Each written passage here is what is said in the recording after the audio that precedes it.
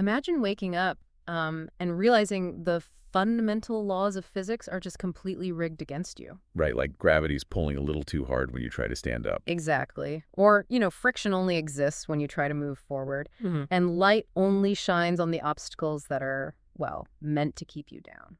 And you can't exactly file a complaint with the universe. No, you really can't. So Okay. instead of giving up, you do something completely unimaginable. You step outside of reality and you build your own parallel universe. Which sounds completely like science fiction. It really does. But we are looking at the heavily documented files of a veteran UK physician who did exactly that. I mean, right after the National Health Service nearly destroyed him. Yeah, and to understand the exact mechanics of what he did, we're doing something really unique today. Right. We're pairing his modern clinical and legal files with ancient Hindu texts, specifically the philosophical treatises on the concept of dharma and the epic story of the sage Vishwamitra. We are looking at two vastly different timelines here. I mean, they are separated by thousands of years. But the architectural blueprint of the conflict is, like, identical. It really is.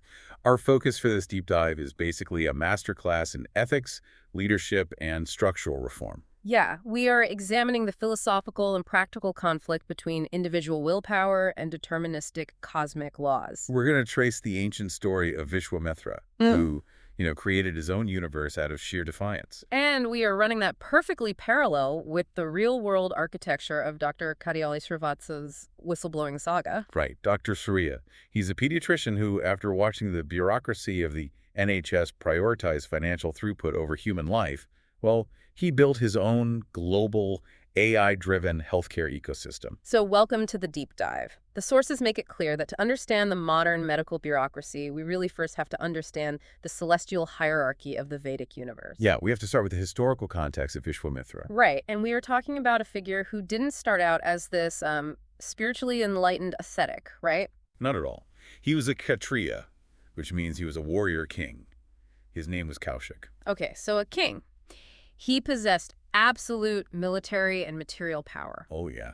Vast wealth, dominant armies, complete terrestrial dominion. He had it all. But then this pivotal encounter just entirely shatters his worldview. He runs into the great sage Vashista. And he witnesses a completely different kind of power. Right, because up until then, he only knew the power of the sword, basically. Exactly. It's the distinction between Kshatriya Tejas, which is the power of weapons and temporal authority, and Brahma Tejas, the power of spiritual mastery and truth. And the ancient texts illustrate this in a really wild way through the story of Vashista's divine cow, Kamatenu. Yes, the wishing cow. And this cow effortlessly neutralizes Kaushik's entire massive army. Just casually wipes out a whole military force. Right, and from a systemic perspective, Kaushik realizes that all his terrestrial dominance is just hollow. It's useless against actual cosmic power. Exactly. The laws of brute force are completely subordinate to the laws of spiritual discipline. And this realization fundamentally alters his entire trajectory. He just walks away. He renounces his entire kingdom, leaves the throne, and retreats to the forest to perform tapasya. Yeah, and the mechanics of tapasya are really fascinating here. Yeah. We often mistranslate it simply as, like, meditation. Right, just sitting quietly. But it's so much more intense. The root of the word relates to heat, to friction. It's the practice of intense world-denying austerity aimed at accumulating immense spiritual capital. He's essentially hacking the cosmic system. Yeah.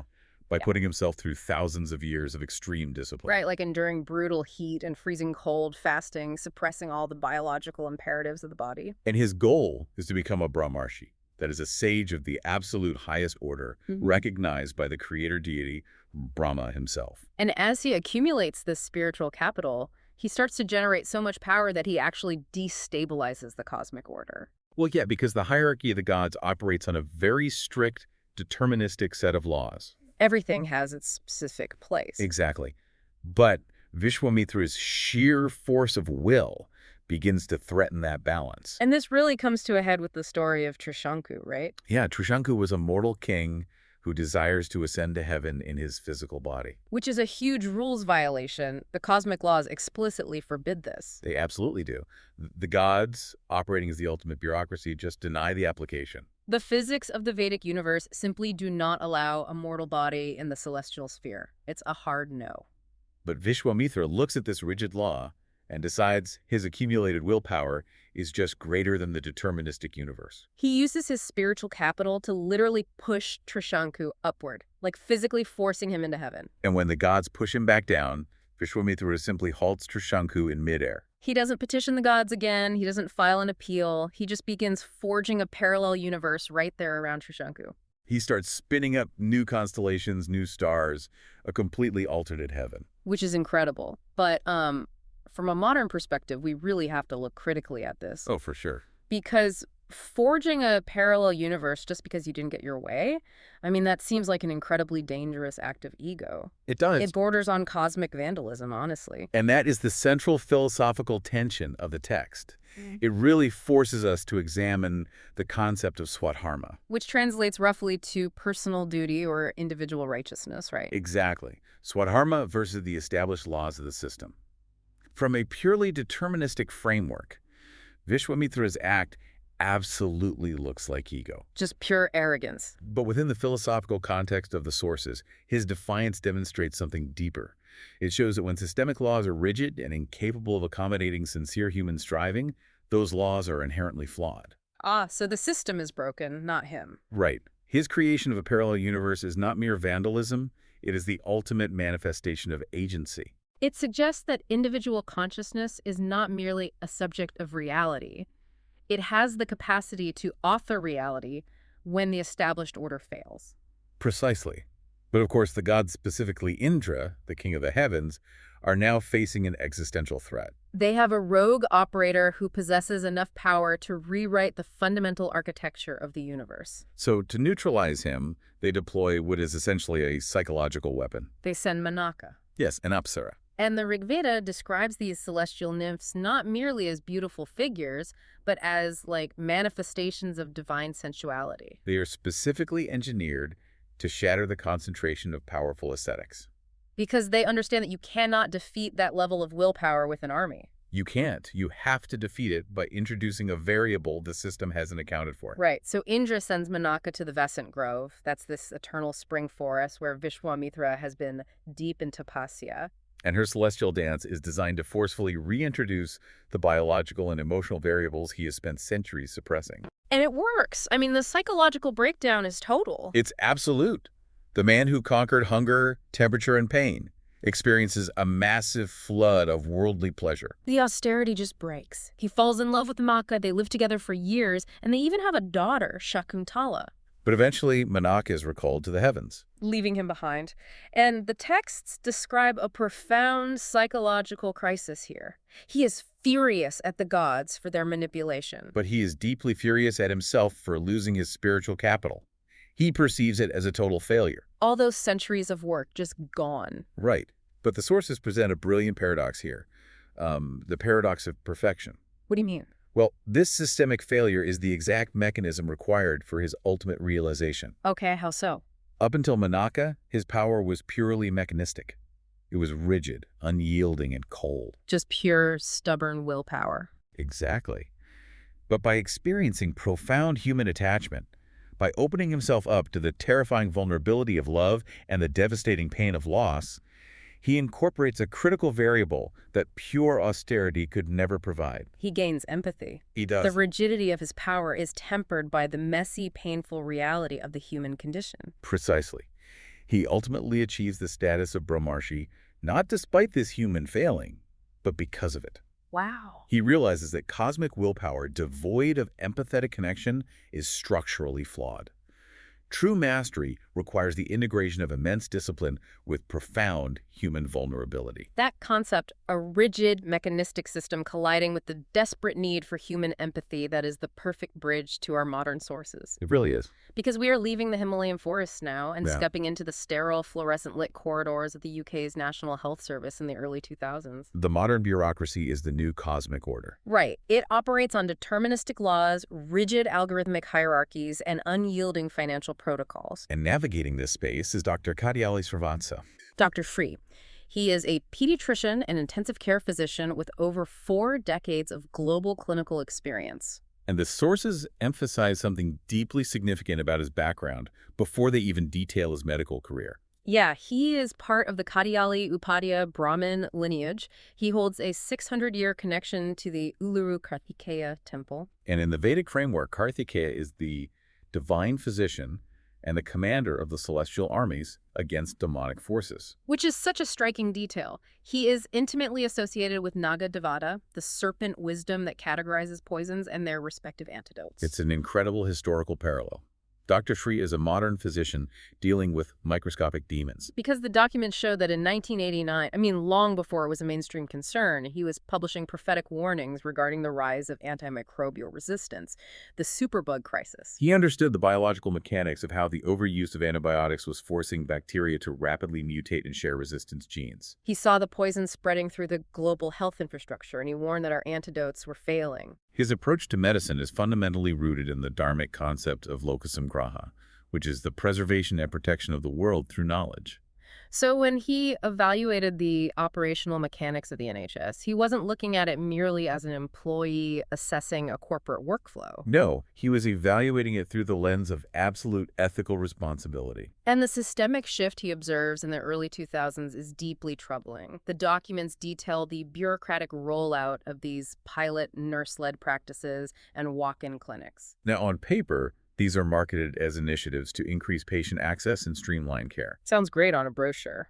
But the underlying architectural motivation was purely financial. It was an efficiency model designed to maximize patient throughput and reduce the operational costs associated with highly trained senior physicians. So to execute this, the administrative framework mandated that nursing staff and administrative personnel utilize algorithm-driven checklists to diagnose and prescribe medications autonomously. Right. They took the deeply nuanced, highly trained clinical intuition of a senior doctor. The ability to look at a patient's pallor, listen to their breathing, and synthesize 1,000 tiny contextual clues, and they replaced it with a static flowchart. Just checking boxes on a screen.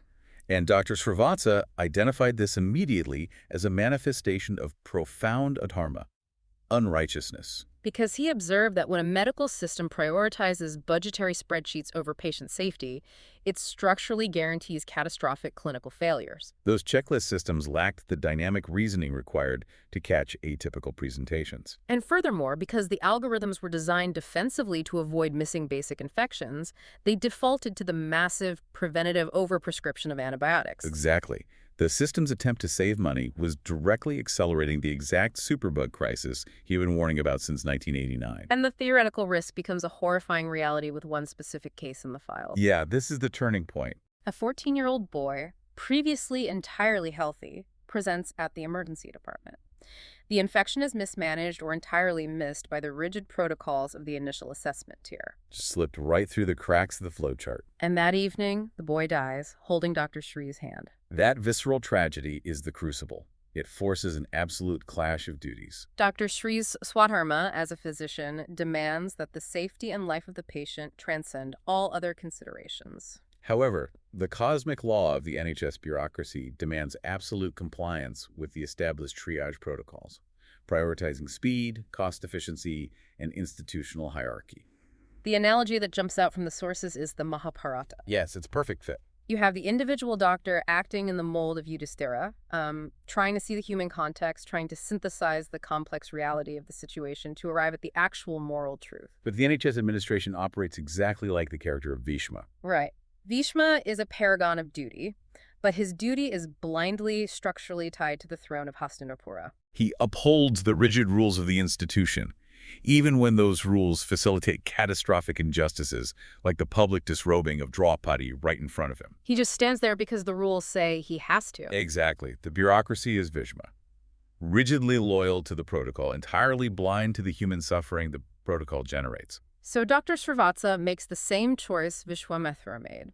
He openly defies the established order. He initiates formal whistleblowing procedures. He informs the Surrey Primary Care Trust and the General Medical Council that their cost-saving architectural models are directly responsible for preventable mortalities and the rapid cultivation of antimicrobial resistance. And here we reach the terrifying reality of modern institutional dynamics. Right, because when an institution faces an existential threat that could unravel its public narrative and expose it to massive financial liability, it doesn't reform its protocols. It neutralizes the threat.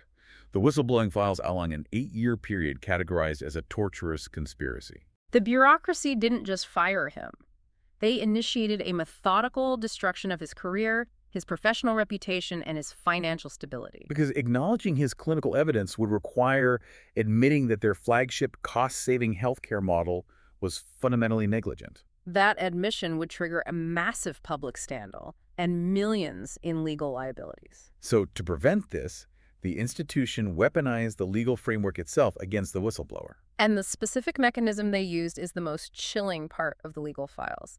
They deployed something called 2UP regulations. 2UP. Yeah.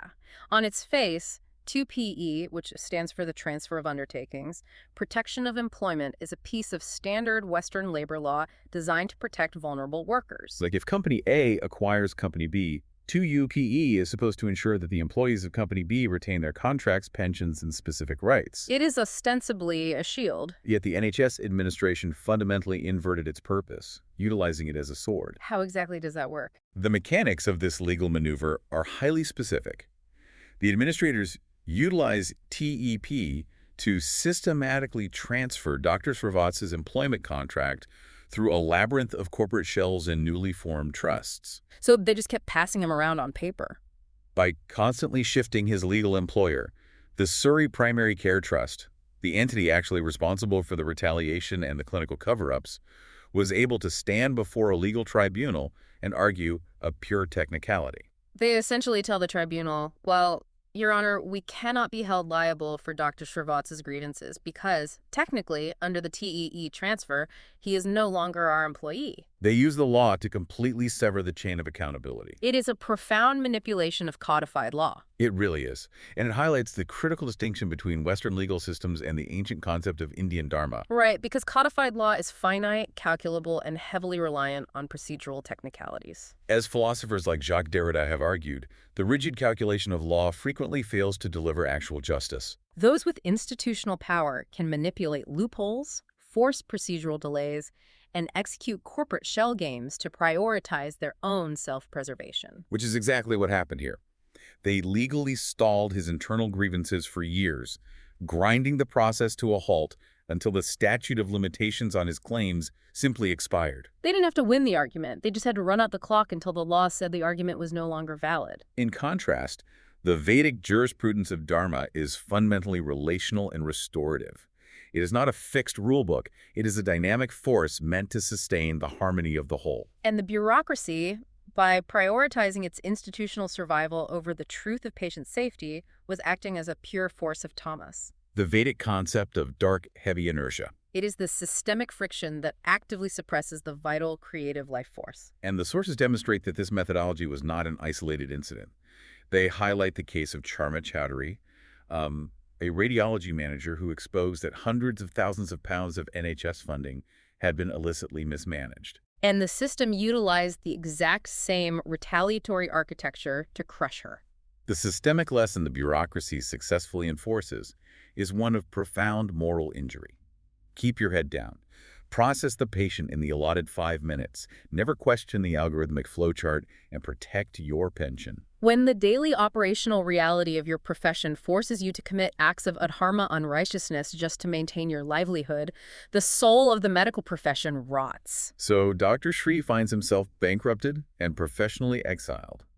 The system has successfully utilized its rigged laws to defeat him. He is faced with a binary choice. Fade away into the obscurity the system planned for him, or build a parallel universe. He chooses to build. Drawing upon his 4 decades of clinical experience and driven by a profound dharmic conviction to preserve life, he architectures an entirely new healthcare ecosystem completely decoupled from the traditional medical bureaucracy. He creates Dr. Maya GPT. This is where the narrative shifts from a Kafkaesque legal tragedy into a massive technological triumph. It really is an amazing pivot. Because if the NHS's primary flaw was the reliance on rigid, unfeeling algorithms that lacked human intuition, you would assume Dr. Shree's solution would be to create a system that exclusively relies on human doctors. But paradoxically, he turns to artificial intelligence.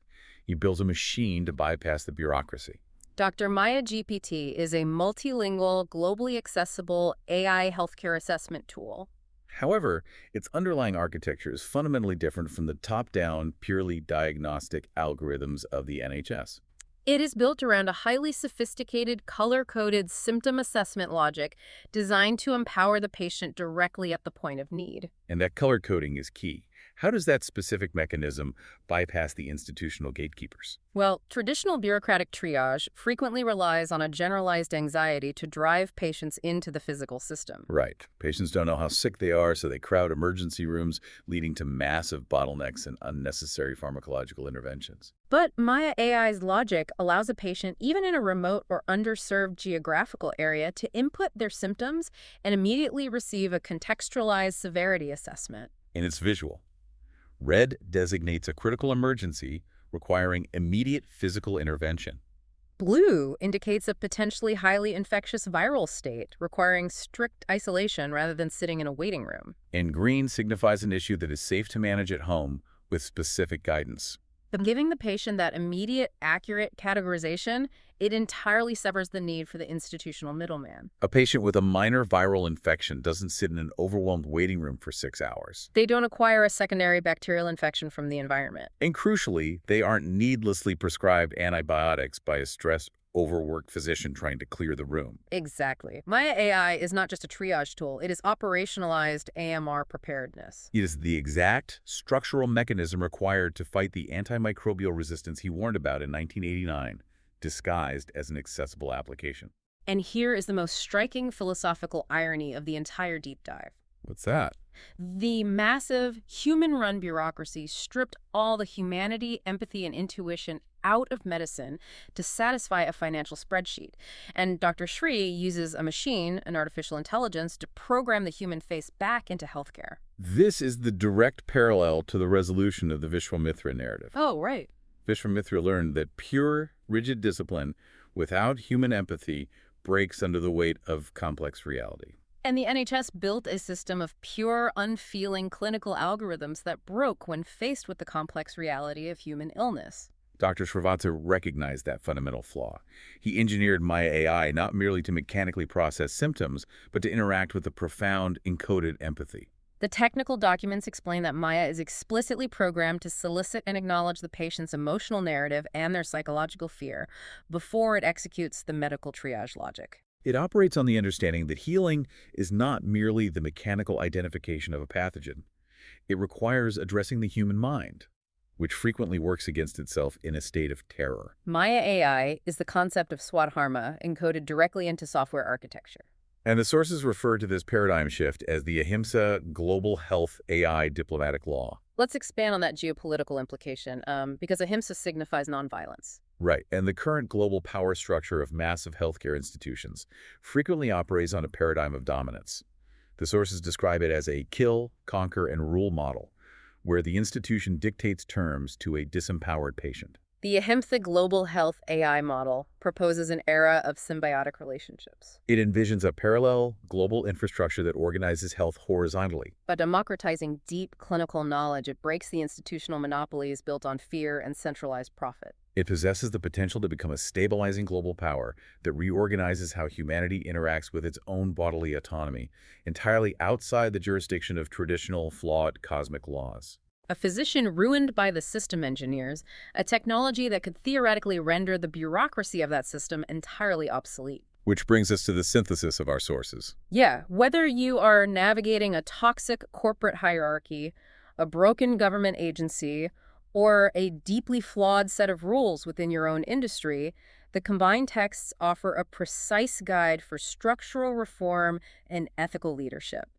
There are 3 critical leadership lessons we can extract here. Let's go through them. The first is understanding the absolute limits of internal reform. Right. Massive bureaucratic systems possess one overriding prime directive: existential self-preservation. When a messenger exposes a fatal structural flaw, the bureaucracy's biological response is not gratitude or reform, it is the immediate neutralization of the messenger. The Surrey Primary Care Trust didn't look at the data and say, well, we need to immediately revise our walk-in clinic flowcharts to save lives. No, they looked at the data and said, we need to legally erase the man who generated this data. You cannot always fix a broken system from within the blast radius. Sometimes, true ethical survival requires you to step entirely outside the structure and build a parallel alternative that makes the old system irrelevant. The second lesson is the absolute necessity of the human element in any system design. As we saw with Vishwamitra's realization regarding empathy and the fatal failure of the NHS protocols, Dharma is deeply situational. It is relational. Modern leadership must architecture systems that adapt to the human context. If your corporate compliance rules, your algorithmic checklists, or your efficiency models ignore human vulnerability, psychological complexity, and fear, the system will eventually fracture, causing massive collateral damage. The third lesson is the decentralization of power. Maya AI succeeds specifically because it takes the power of complex knowledge and hands it directly to the end user, completely bypassing the institutional gatekeepers. True structural reform always necessitates democratizing agency. If you want to permanently fix a broken system, you have to figure out how to give the power back to the people the system was originally designed to serve. If we synthesize this through the lens of Indian philosophy, the modern corporate environment or the bureaucratic struggle is the exact equivalent of the battlefield of Kurukshetra. You will inevitably face profound ethical dissonance. You will stand on that battlefield when your personal integrity, your swadharma, directly collides with corporate mandates or codified legal technicalities. It is that exact moment when your superior instructs you to execute a protocol that you know is morally corrosive, but they assure you it is, technically legally compliant. Precisely. The ultimate lesson from both the ancient texts and the modern legal files concerns the nature of true authority. In Vedic terms, Satya, or ultimate truth, does not emanate from a corporate title, an institutional hierarchy, or a manipulated legal maneuver like a 2P transfer. True authority is generated solely by the absolute alignment between your inner ethical convictions and your outward actions. When you achieve that alignment, you generate a form of power that deterministic institutions simply cannot comprehend, let alone defeat. We have traced an incredible thematic architecture today. We really have. We began with a powerful ancient king who renounced terrestrial dominance, retreated to the wilderness, and accumulated enough sheer willpower to literally forge a new cosmos when the established one refused to accommodate him. And we trace that exact same systemic blueprint to a modern pediatrician. A man who watched a massive, supposedly benevolent healthcare apparatus betray its own healers and sacrifice its patients just to balance a spreadsheet. And instead of submitting to that betrayal, he meticulously coded a new universe of patient-centered care. He demonstrated the qualities of a great sage in the modern era by architecting a parallel infrastructure that offers free, empathetic counsel, actively diminishes systemic fear, and possesses the architectural capacity to fundamentally reorganize global healthcare outside of traditional bureaucratic monopolies. Which brings us back to our starting point, the realization that the laws of physics are rigged against you. Think about the rigid rules, the impossible bureaucratic labyrinths, the unyielding cosmic laws of the corporate or social systems you feel completely trapped by in your own life. We naturally assume those immense systemic roadblocks are placed there to grind us down, to force us into a quiet, manageable submission. We assume the friction is meant to break us. But if we look at the trajectory of Vishwamitra facing the absolute refusal of the celestial hierarchy and Dr. Srivatsa facing the legal annihilation of the NHS, we have to ask a different question. What if that unbearable friction isn't there to break you? What if that intense systemic resistance is the exact mechanism the universe uses to force you to build something entirely new? And that leaves us with one final, deeply provocative question to consider. If Dr. Sri's parallel universe, Maya AI, succeeds in democratizing healthcare globally, what happens in 50 years? When the AI itself becomes the dominant global infrastructure, when it becomes the new established cosmic law, will its algorithms eventually become just as rigid and deterministic as the bureaucracy it replaced? And if so, who will be the next Vishwamitra required to tear it down? Thank you for joining us on this deep dive. Keep questioning the systems around you, and we'll see you next time.